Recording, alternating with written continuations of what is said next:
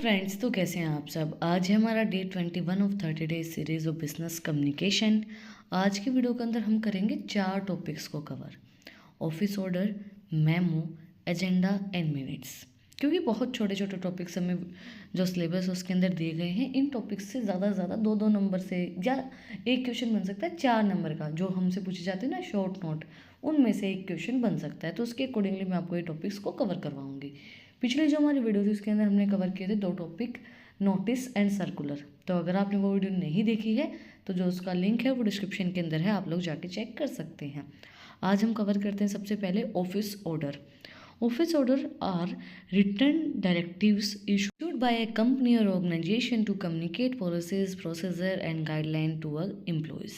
These orders are usually issued by higher authorities such as managers or supervisors and may address a wide range of topics, including workplace safety, employees' conduct, and company benefits and organizational changes. Organisation के अंदर कोई change हो रहा है, मतलब office के जो orders होते हैं ना, ऑर्गेनाइजेशन से जो रिलेटेड चीज़ें होती हैं, कंपनी के अंदर एम्प्लॉयज़ की सेफ्टी हो गई, कोई चीज़ कंडक्ट कर रहे हैं आप उसके लिए हो गई, कोई नया आपका ऑर्गेनाइजेशन से रिलेटेड कोई नया काम आपको करना है, कोई नई चीज़ आप शुरुआत कर रहे हैं, तो वो ऑफिस ऑर्डर के अंदर आती हैं चीज़ें।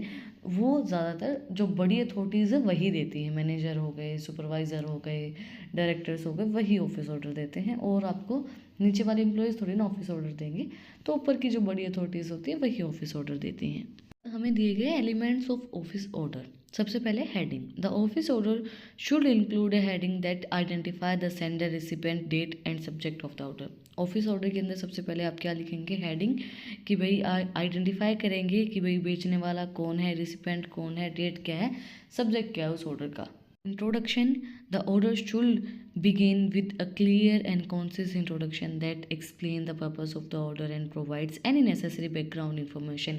सारी इंट्रोडक्शन होगा भाई क्लियरली क्या पर्पज़ है आपके ऑफिस ऑर्डर देने का, और कोई भी इन्फॉर्मेशन पहले की है बैकग्राउंड इन्फॉर्मेशन वो सारी उसके अंदर शेयर की जाएगी। Then body. The body of the order should contain the main content of message including any instruction और information that needed to the conveyed. उसके अंदर बॉडी के अंदर लिखा होगा भाई कोई भी इन्फॉर्मेशन है जो नीडेड है, कोई इंस्ट्रक्शंस हैं जो ये चीज़ें आपको करनी है, वो सब इंस्ट्रक्शंस जो हैं, जैसे होता है ना ऑफिस के अंदर कि कई भाई कल आपको पूरा फॉर्मल ड्रेसेस के अंदर आना है, जो हमारे फॉर्मल ड्रेसेस ऑफिस के अंदर लगी हुई हैं उसके अंदर आना है, तो वो एक ऑफिस ऑर्डर होगा, इंस्ट्रक्शन होगी कि आपको कल भाई ब्लैक एंड वाइट पहन के आनी है, तो वो उस बॉडी के अंदर लिखा होगा सब चीज़ें। Conclusion. The order should end with a clear and concise conclusion that summarize the key point and any action between that needed to be taken. उसके बाद जो conclusion है वो लिखा होगा कि भाई कोई भी सारी चीज़ों को समराइज़ करके कि कोई एक्शन हमें लेना है, या अगर आप ऐसा कुछ नहीं करेंगे तो क्या एक्शन लिया जाएगा, है ना। जैसे आप यूनिफॉर्म में नहीं है, जो फॉर्मल ड्रेसेस आपकी इशू कर रखी है कंपनी ने, उनमें नहीं है, तो क्या एक्शन लिया जाएगा, वो सब उस कंक्लूजन के अंदर लिखा होगा। Then signature. The order should be signed by the sender and the recipient should acknowledge recipient by signing and dating the order. उसके बाद जो सिग्नेचर होंगे जिसने सेंड किए हैं उसके, और सारी चीज़ें, डेट वगैरह सब चीज़ें उसके अंदर मेंशन होंगी। ये हमारा ऑफिस ऑर्डर। अब आता है memo. What is memo? A memo is actually short for memorandum.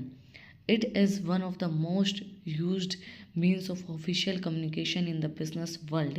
Its main purpose is to serve a reminder or to give some instructions. Again, this like circular or a means of mass communication is that they communicate with a large number of people within the organization.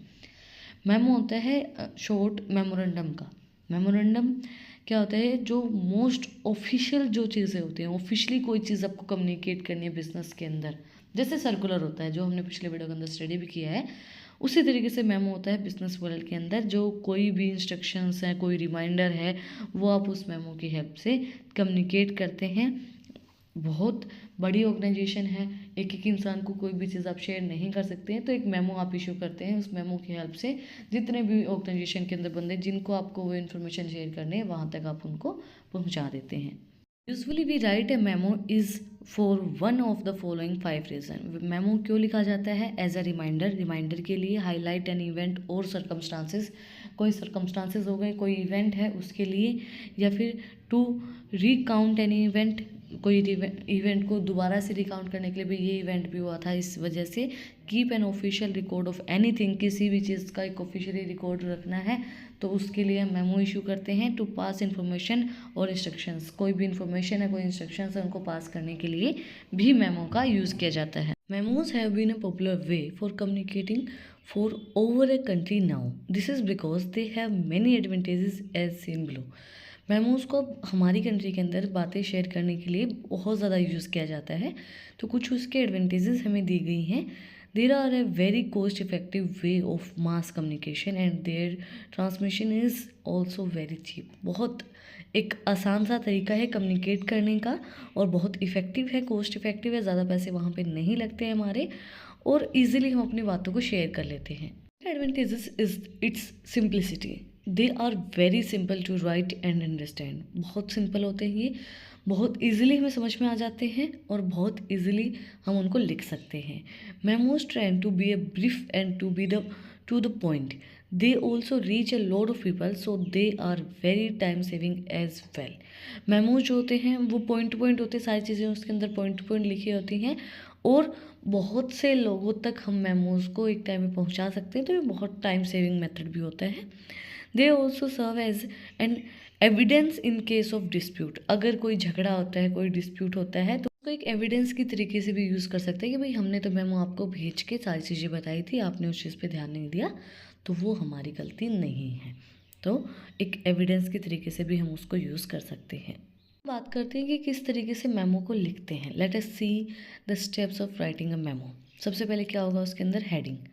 After the name and address of the company which is on the letter head, we type the word memo और memorandum at the top of the page in the centre. हमारा जो page है जिसके ऊपर हम memo लिखेंगे उसके ऊपर सबसे टॉप में बीच में लिखेंगे मेमो या फिर मेमोरेंडम। जो हमारा टाइप करेंगे हम वर्ड मेमो या memorandum at the top of the page in the centre. जो हमारे पेज का टॉप है उसके सेंटर में हम लिखेंगे, वो क्या होगा हमारा मेमो या memorandum. Then recipient, address the recipient in the correct format. For example to all employees of the sale division. Address करो कि हमने किसके लिए वो मेमो को लिखा है, तो वो चीज़ हम लिखेंगे, भाई सेल्स डिवीज़न के जो भी लोग हैं उनके लिए वो मेमो हमने बनाया है, तो उस चीज़ को हम पूरा एड्रेस करके देंगे। Then write the name of the person writing the memo. उसके बाद हम लिखेंगे कि भाई वो मेमो किसने लिखा है। जैसे for example from mister ABC, जो भी किसी का भी नाम हम लिखेंगे जो भी होगा, हेड ऑफ सेल, जो हमारे सेल्स का हेड है। भाई हमने एम्प्लॉयज़ जो सेल डिवीज़न के उनके लिए लिखा है, तो भाई जो सेल्स का हेड होगा वही लिखेगा, तो उसका नाम हम लिखेंगे और लिखेंगे हेड ऑफ सेल है ये, तो राइटर भी लिखेंगे, जो रिसिपेंट है उसका भी लिखेंगे। Then additional recipient, these are the people who will receive a curious copy of the memo and we do not address the memo to them but we keep them in the loop. Additional recipients होंगे उनको एक हम copy देंगे memo की, ताकि उनको एक दिमाग में बात रहे कि ऐसी कोई चीज़ चल रही है ना, उनको ये ना लगे कि हमें ये चीज़ पता ही नहीं है। Then date, the date of writing the memos is an important detail that one must include. Date बहुत ज़्यादा ज़रूरी है, क्योंकि अगर हमें मेमो को एक एविडेंस की तरह शो करना है तो ये मेंशन होना चाहिए कि ये मेमो हमने किस दिन बनाया था, किस दिन हमने पास किया था, तो उसके अंदर डेट जो है वो सबसे इंपॉर्टेंट चीज़ होनी चाहिए। Then subject line, this will give a reader a brief idea that about the information in the memo. The line must be brief, precise and it is and to the point. Example subject, meeting of all employees of the sales division। देखो subject line जो है वो बिल्कुल point two point होनी चाहिए, जिसके अंदर ये लिखा होगा कि भाई मेमो किस लिए आपका इशू किया गया है, ठीक है, उसके अंदर पूरा एक पॉइंट लिखा होना चाहिए। एग्जांपल दिया गया है कि भाई मीटिंग करनी है सेल्स डिवीज़न वालों की, तो वो पूरी लिखी होनी चाहिए, भाई मीटिंग है सेल्स डिवीज़न वालों की, आ जाना। The body of a memo, this is where all the information is connected. A formal salutation is not required in a memo, just relay the necessary information with the clarity and precision. The body must not be too long, the ending must recite the issues and end on the positive note। देखो body के अंदर ज़्यादा information हमें ज़रूरत नहीं है, जो information point two point है, जो हमारे काम की बात है कि भाई इस टाइम आना, ये जगह है, ये सब चीज़ें हैं, वो सब चीज़ें उसके अंदर होनी चाहिए। ना तो बॉडी ज़्यादा लंबी होनी चाहिए, ना छोटी होनी चाहिए, उनको पता चल जाना चाहिए कि किस लिए मेमो आपका बनाया गया है। देन एक आप प्रूफ रीड करेंगे। Finally proof reads the memo before sending it. वह एक प्रूफ रीडिंग होनी चाहिए ताकि पता चल जाए कोई गलती ना हो, कोई स्पेलिंग मिस्टेक तो नहीं है, कोई ग्रामर मिस्टेक तो नहीं है, कोई गलत चीज़ तो हमने नहीं लिख दी है, कोई ऐसा वर्ड तो नहीं लिखा गया है जो गलत है। तो एक प्रूफ रीडिंग हम उसकी ले लेंगे। अब नेक्स्ट हमारा टॉपिक आता है एजेंडा एंड मिनट्स। एजेंडा और मिनट्स का मतलब क्या होता है? Firstly agenda. Agenda is a list of the item of business to be transacted in a meeting. Agenda का मतलब क्या होता है कि कोई मीटिंग की गई है, वो मीटिंग का एजेंडा क्या है, बोलते हैं ना कि इस मीटिंग का क्या एजेंडा है, किस लिए मीटिंग की है ना। तो एजेंडा का मतलब क्या होता है कि किस लिए वो मीटिंग कंडक्ट की गई है, वो एक एजेंडा होता है कि भाई हमें सेल्स बढ़ानी है, हमारे मतलब एम्प्लॉयज़ कम हो रहे हैं, या एम्प्लॉयज़ का मतलब कोई भी है, नया कोई फंक्शन ऑर्गेनाइज करना है, एम्प्लॉयज़ नए लेके आने हैं, तो हमारा एजेंडा क्या है? प्रॉफिट इंक्रीज़ करना है, कि कोई हम नया प्रोडक्ट लेके आ रहे हैं तो उसका एजेंडा क्या है। Then minutes. Minutes is the statutory record of the business transacted, decision taken and resolution passed in a meeting. Minutes क्या होते हैं कि भाई एक रिकॉर्ड होता है कि इतने मिनट में ये हमारा डिसीजन लिया गया है, ये रिजोल्यूशन लिया गया है जो हमारे पास किए गए हैं मीटिंग के अंदर। मतलब जो एजेंडा तो हो गया, अभी मीटिंग क्यों रखी गई है हमारी, मिनट्स हो गए उसके अंदर क्या पास किया गया, क्या रिजोल्यूशंस हमारे पास किए गए हैं। The agenda is a useful to the chairman to take items of discussion according to the agenda. It is send to the members well in advance with the notice.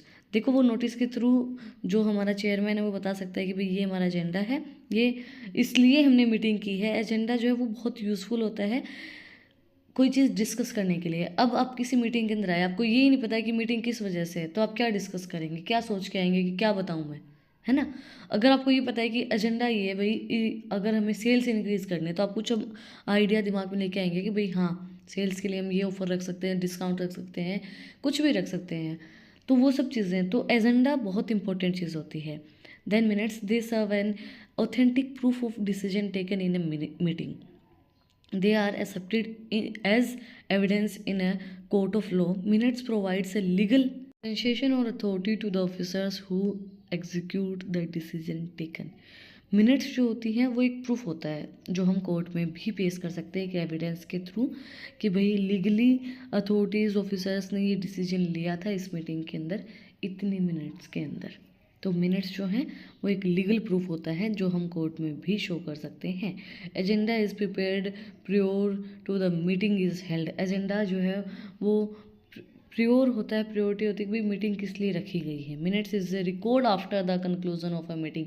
Minutes होता है कि record जो हमारी meeting के conclusion में निकल के आया है।